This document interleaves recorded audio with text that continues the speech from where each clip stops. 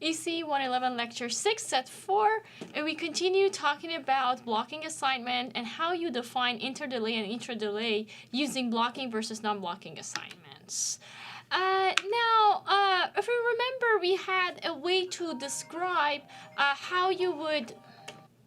But the delay actually doesn't go all the way to synthesis. It's only for simulation purposes. Now, if you add, there's a difference if you add delay to a blocking assignment versus a non-blocking assignment. The simulator actually acts differently, and it's consistent with what we expect from a blocking statement versus a non-blocking statement.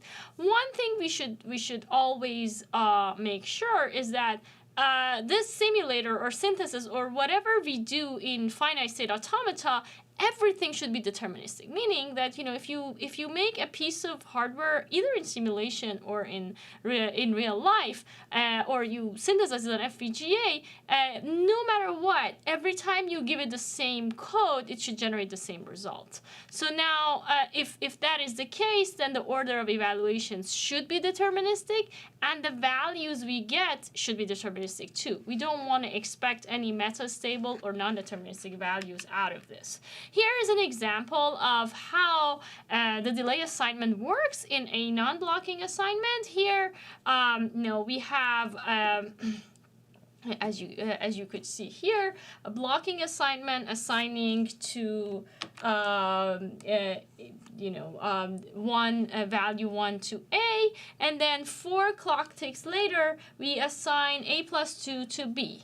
So this is going to evaluate the right-hand side after the execution of the previous assignment with 4 clock ticks delay. So at clock 1, we get A equal 1, and this value is then going to be used in A plus 3, A plus 2, so it generates a 3 at that clock cycle.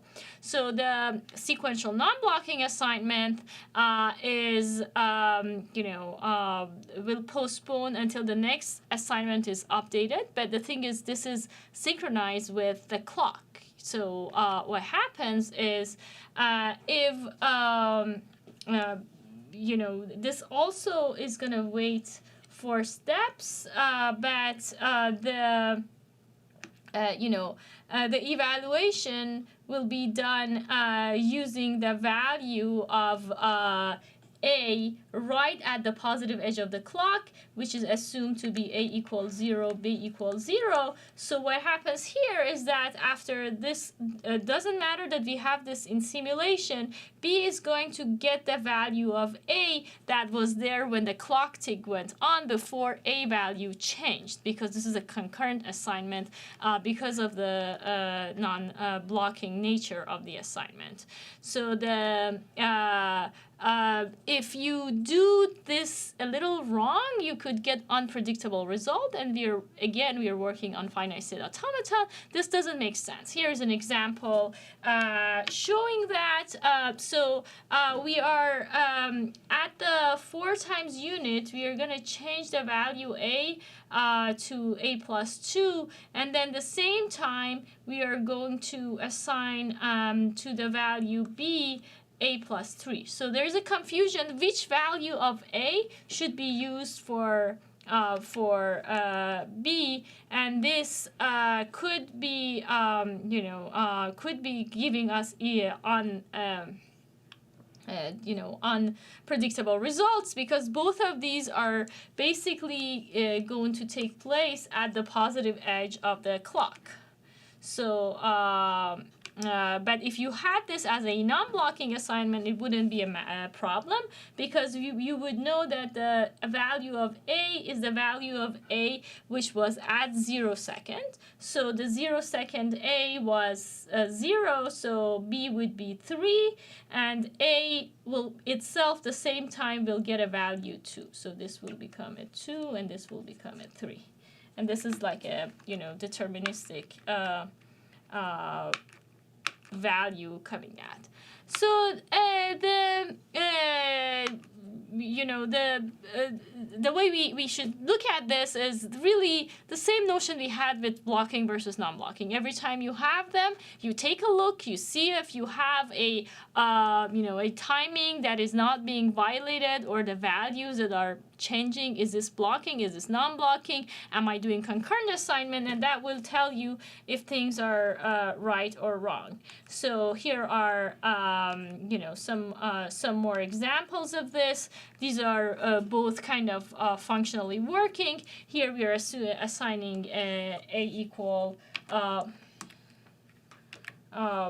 we are assigning a equal 1, and then this value is blocking, so 4 seconds later we're gonna get b equals 3, and then this will be 3 plus 2 is gonna be 5, and but this is gonna get the old values because it's getting the values immediately. So the values we get are the values we had at the positive edge of the clock. So a used to be 0, so b will be 2, a will get the value 1, and c will be the original value of b, which was 0, so c will get a 2 here too. So the rules here is you're not recommended to use a blocking and non-blocking in the same always block. That is going to generate a lot of confusion, and that's not going to go well with the simulator either. So the other thing to remember is that delay doesn't mean anything to the synthesis compiler, because this is not a physical entity that we are talking about. This is just in simulation because we want to get an idea how things are going to work in real life. And the same variable cannot get both blocking and non-blocking assignment anyhow, because what would happen is also the same variable cannot get two non-blocking or two non-blocking assignments, because that would go immediately in effect. So this kind of race conditions are all will become kind of natural if you think about the basic notions of blocking versus non-blocking and how they assign things to them. And the delay just delays the assignment, but the basic ideas are all kind of holding. Next, we will be talking about more examples of blocking versus non-blocking and how this affects in practice.